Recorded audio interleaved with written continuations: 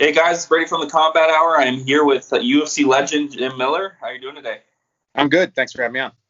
And you fight this Saturday against Roosevelt. I don't know if I pronounced his last name Yeah, properly.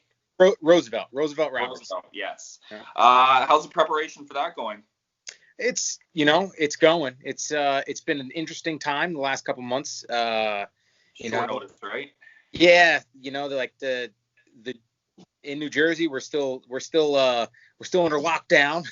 Oh So yeah. so the gym's not open. But I've been training for a couple months and it's been it's been weird 'cause, you in the beginning technically we were breaking the rules, right?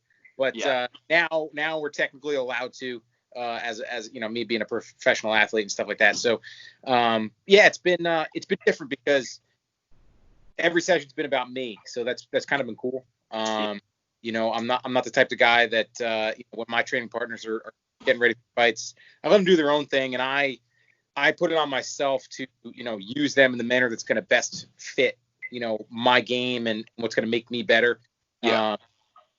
But now, like I said, for the last couple of months, it's been like just about me, which it's a bit of a throwback, the way we were training like when we began this. So it's been good. But you've had everything thrown at you. I mean, you have the most wins in UFC lightweight. I'm pretty sure right now. So Yeah. does anything even surprise you at this stage of your career? No, not really. I mean, obviously there's definitely things that are different. I mean, this is going to be a different fight. But yeah, like when it comes to opponent wise and stuff like that, I've shared the octagon with a bunch of future Hall of Famers and guys that either went on to become champions or were former champions and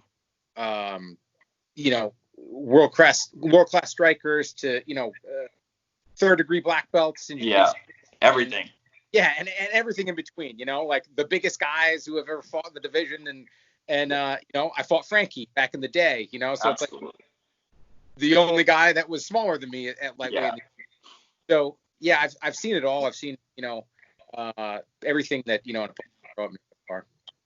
Yeah. So do you see anything like he fought? I think 2 weeks ago. Did you watch that Yeah. fight with him? I didn't. No, I didn't see that fight live. I saw him fight a couple times earlier, and he's a tough dude. Like he's everybody is, right? Like he's coming off of that high of winning, and he's got momentum behind him. And I'm sure that he's going to try to come out and make a name off of me, and that makes him very dangerous. Yeah. He's got solid striking. He's got a very good guillotine. So it's not a fight, that I would ever Can't take seriously. I've never taken anybody lightly. So yeah, it's a fight, and I got to be on my game.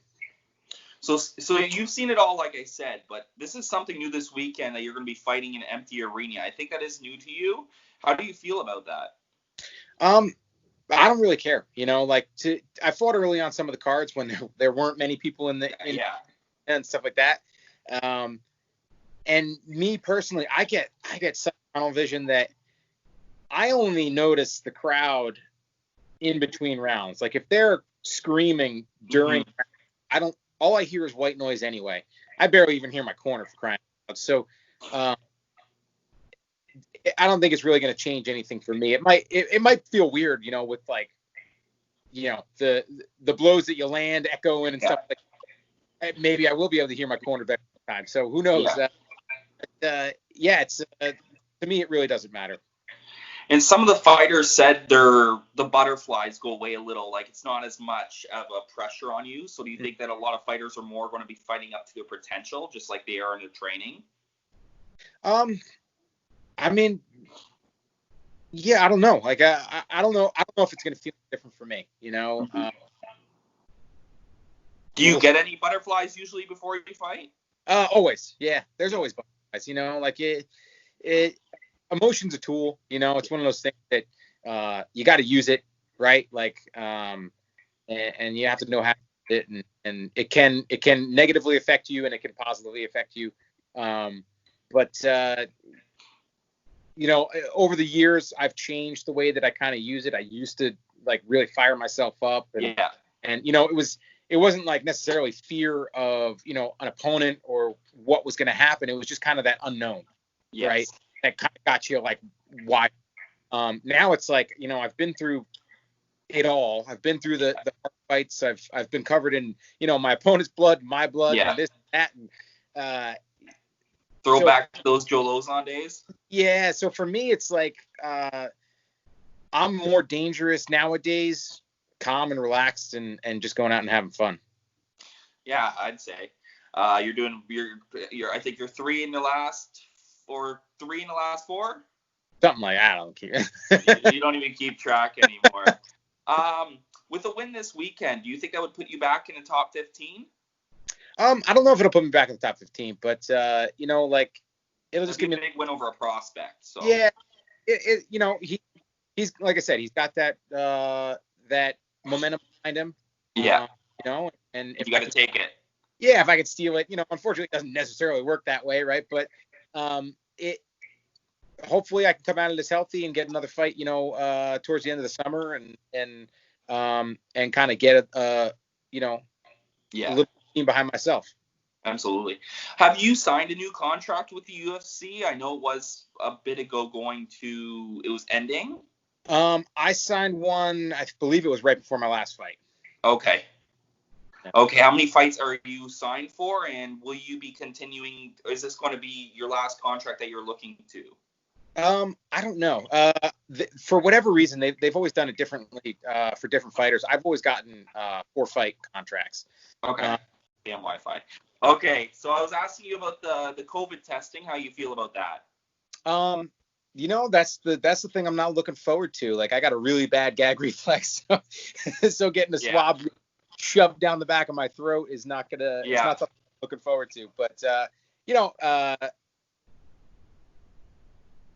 given the information that I have about it, I'm comfortable with it. Like I'm kind of over it. It's one of those things that we do need to take seriously, but at the same time, healthy 36-year-old, I'm not all that concerned about it. Absolutely. So you've mainly stayed at lightweight. Would featherweight or even going up to 170? I know you're probably a smaller lightweight. Would you ever consider going down to featherweight? No. The last thing I want to do is make my weight cuts any harder. I fought at featherweight in my 4th fight. Okay. And I used to walk around at like 162 when I did that cut, and it was still pretty extreme because I was a very lean 162. And for a time there, I was walking upper 180s, and I actually was contemplating maybe hopping up because like everybody's got their sweet spot, right? Yeah. When it comes to not just like being the bigger athlete isn't always the benefit. Yeah. Like me personally, when I used to walk around at like in the 180, I felt a significant difference once I hit 184, and I never was able to carry that into a fight at 155. Okay. I've never stepped into the cage for a 55 fight over about maybe 173. So okay. But when I was 184 and up, like there was a difference. My center of gravity dropped, so I had power, I had better balance. The cardio was still there, the scrambling ability was still there. Like I ran the damn Spartan race, back in 2012 at 190 pounds. Like it was never an issue for me, and it was just a matter of trying to figure out how to carry that like into the octagon. So for this fight, when I was talking to Sean, I threw it out there that I'd fight at 170s as well. The hardest part is I'm never going to get taller. I only seem to get shorter. So, and one of the biggest issues I have now is my team's gotten a lot smaller. I used to work out a lot of 70 pounds, 55 pounds, and even up. Where now a lot of my guys are 45. So that would be an issue. The weight cuts do take something at. Like I said, it's as I've been getting older, even though I've taken some size off, to make those weight cuts easier. They really haven't gotten that much. So it's definitely something that's there in the back of my mind that I might give a shot. And on my biggest days, making 170 would be pretty easy. And that being said, you kind of have experience against a big 170. You did fight Thiago Alves, and I think he missed weight in that fight.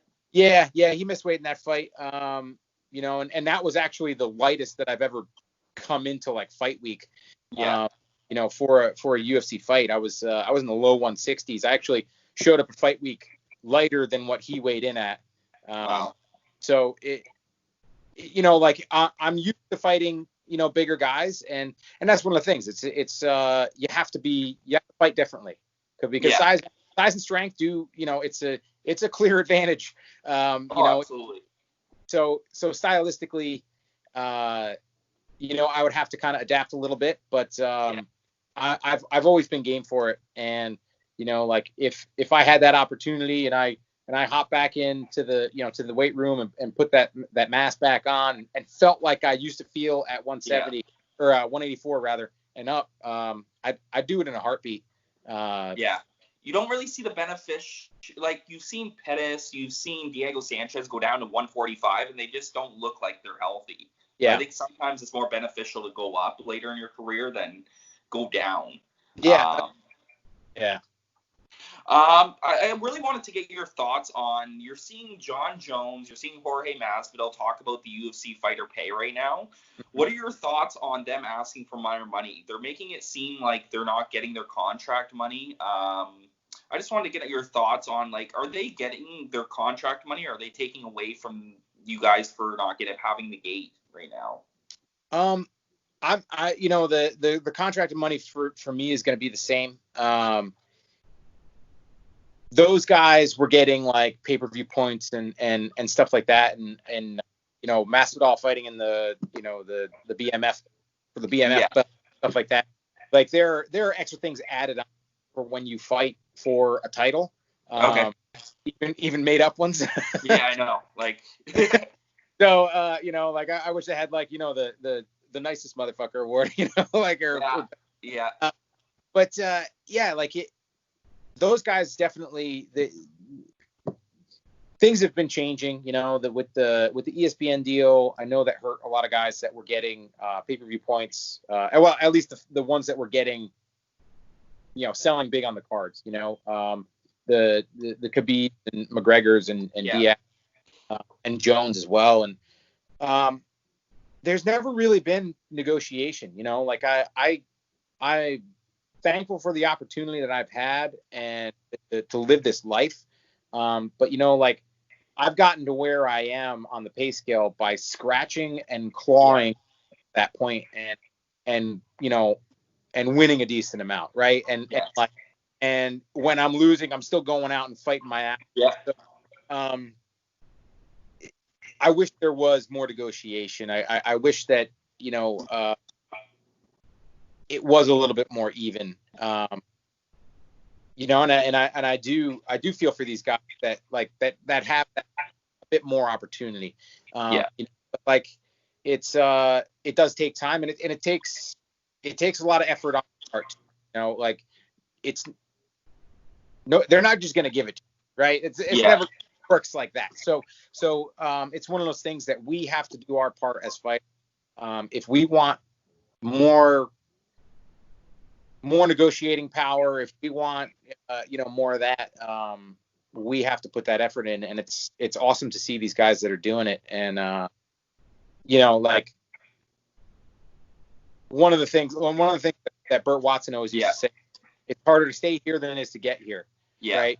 And I understand that it is difficult to somebody that you pick up on a short notice that has 5 fights or something like that, throwing them a ton of money.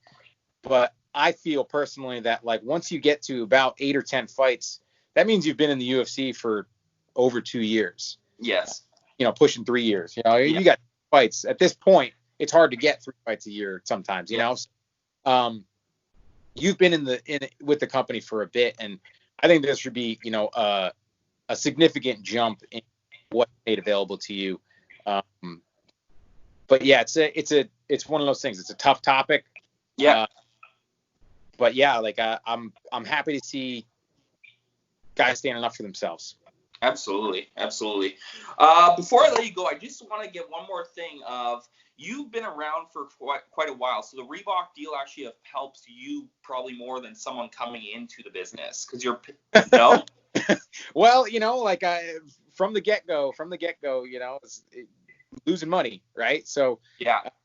I plateaued my second fight. I think I had 19 fights when we signed with Reebok. So that first fight, I got almost the top tier for a non-title fight. Yeah. And I've been plateaued, and it's like that was a pay cut from what I was making with sponsors. I was just going to ask you that. Do you prefer the sponsorship compared to the Reebok, even though you're in the top tier? I preferred the sponsorship, like a free market, and there are definitely things that about like, even before when like the sponsorship tax was brought in, like when I first signed with the UFC, it was the Wild West when it came to it, and it was main event and co-main fighters were making six figures on shirt and shorts, and by the time I got to that point, unfortunately the tax was in, so it wasn't like that. But having the opportunity to go to negotiate myself would be better in my opinion. Like I said, I do feel that there were some things when it came to getting your own sponsors that, a lot of times I'm wearing shorts out there and it looked like unicorn puke on my shorts, just patched and just it just looked like shit. It really did. Yeah. Where guys like Vitor Belfort always seem to have that, color coordinated, red and white and stuff like that, and he looked sharp. He always looked sharp. And my former representation management, they were kind of nickel and diamond people, and so like we didn't really develop too many relationships, and that ended up hurting me once the Reebok deal came in. Because it was like, hey, if we can get $50 and go with somebody else, we got an extra $50. But I found it made like a character. Like everyone, when they had a different sponsorship, like you could know that Crow Cop had the, you know what I mean? So that's what I miss. It brought out someone's different character where they didn't always just very similar. So that was my problem with it. Yeah, I don't mind the, like, I mean, that's one of the tough parts is like, I don't mind the, us kind of, wearing similar uniforms. It doesn't, that really doesn't necessarily bother me. I prefer if we could have a few sponsors, like to put on our shorts and stuff like that. But it also kind of showed that a vast majority of the companies that were, we were working with as fighters, they weren't sponsors. They were, transactional deal. It was like being a billboard. Okay. So, if I did everything and I did all my social media stuff for a company and my opponent got sick after weigh-ins and the fight didn't go on, I didn't get paid. Oh, wow. Even though I did, and that never happened to me, but that's the way it would have worked with companies. And, that's not sponsorship, that's just, hey, let me stick a sticker on your crotch and braid it around a little bit or put it on a banner that nobody sees. They used to have it painted on fighters' backs at one point. I remember that. So there were definitely aspects of it that were bad, that didn't necessarily benefit us as fighters. But the fact that like there is no mobility with like the tiers and stuff like that, unless it's just based off numbers of fights and this and that, and we don't have the opportunity to make a little bit more with it.